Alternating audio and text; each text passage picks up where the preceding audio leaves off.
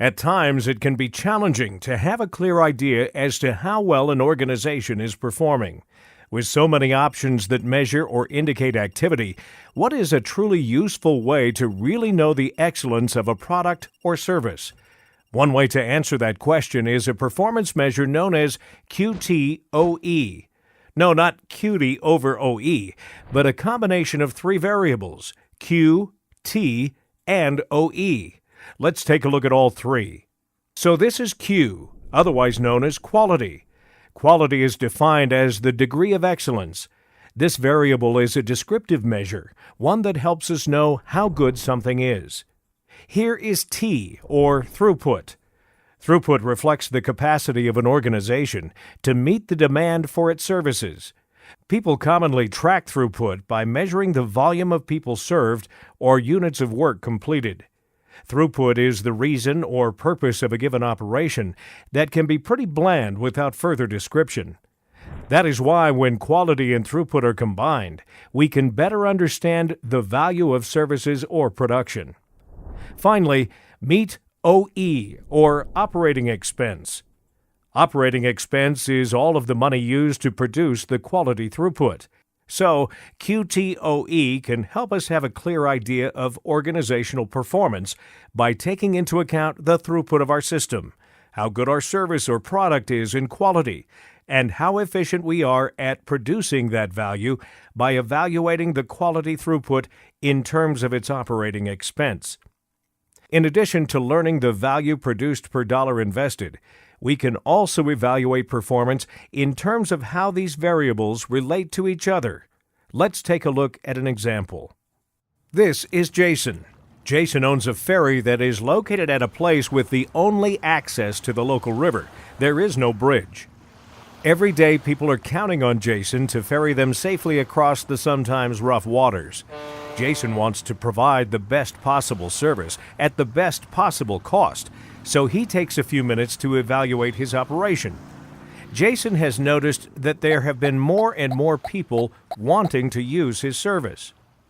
It's not uncommon for Jason to reach the opposite shore of the river and see a line of people waiting for a ride. For years, Jason has tracked the number of trips he makes and thought he would use the number of trips as his throughput evaluation point. After all, that's what he spends his time and energy doing. As Jason thought about this, he recalls that sometimes his boat is crammed with people, and at other times it's almost empty.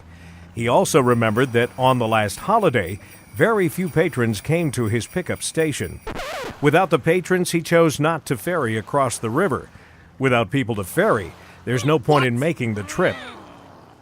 Jason concludes that a better way to view throughput is to define T as the total number of trips taken by his customers. In doing this, Jason is measuring people served as compared to measuring his activity in driving the boat. Understanding the difference between measuring throughput as compared to activity is an important breakthrough for Jason.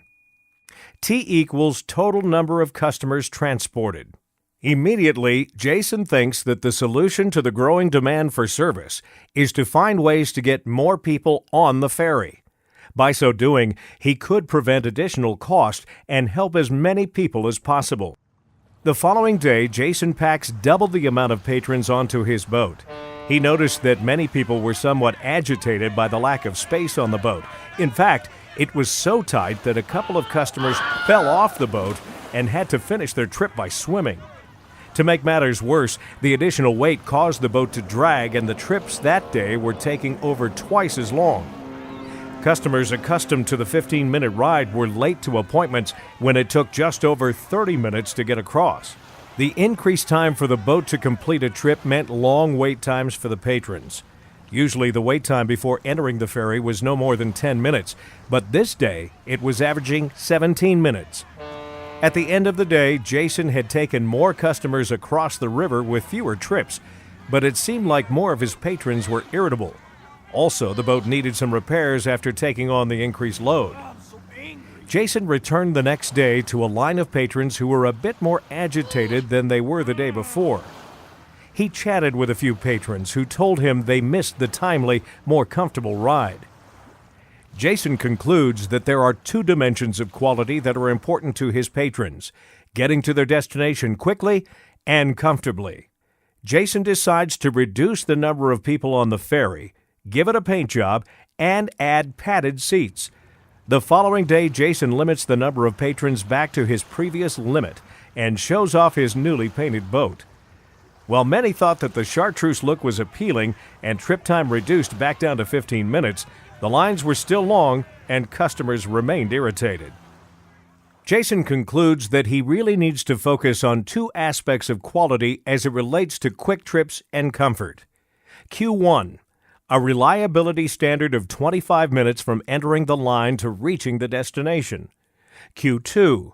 Percent of trips with the appropriate number of patrons on board. Jason evaluates options to improve his ability to meet the demand for service with a sufficient degree of quality. There is no obvious way it will improve without making some changes. He examines some available investments to improve his capacity and narrows it down to 3 options. He could purchase 4 small boats and hire his 4 nephews to help. This option would be the cheapest. His nephews have basic skills and can sail for cheap. However, the last time his nephews helped him, they missed the target by over 4 miles. The boats also have reliability issues, and Jason believes they could break down in transit. This solution will not be able to fully respond to the demands Jason regularly sees.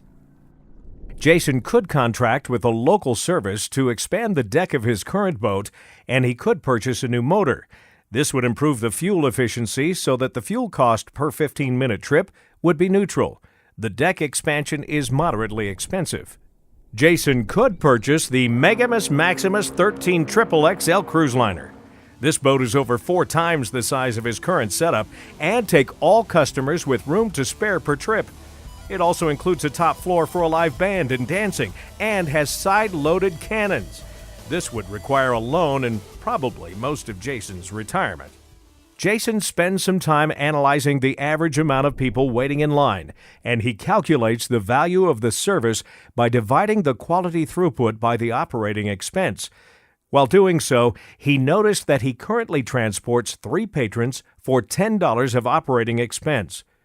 To his surprise, Jason finds that the cheapest option to increase capacity and the most expensive option to increase capacity are equal in projected performance.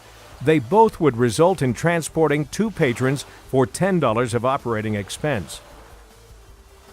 The middle option of expanding the deck and upgrading the motor rendered an improvement of transporting 4 patrons for every $10 of operating expense invested. Jason concludes that real performance improvements occur when each of the critical elements, throughput, quality, and operating expense, improve in harmony with one another. Improving one aspect in isolation of the other elements did not really help him improve his ferry business. Jason takes his boat to get the upgrade, and he and his customers lived happily ever after. In a similar fashion, government services also benefit from the use of variables of quality, throughput, and operating expense. Government services are usually in a position where the citizen faces a lack of options. Implementing QTOE as a performance measure can assist government leaders to best drive value to the multiple stakeholders for a specific government service. With an eye to becoming better, faster, and more cost-efficient, government agencies in the state of Utah have been applying this measure and other success framework tools to their operations. To learn more about their experience and the tools implemented, visit the state of Utah's Governor's Office of Management and Budget website.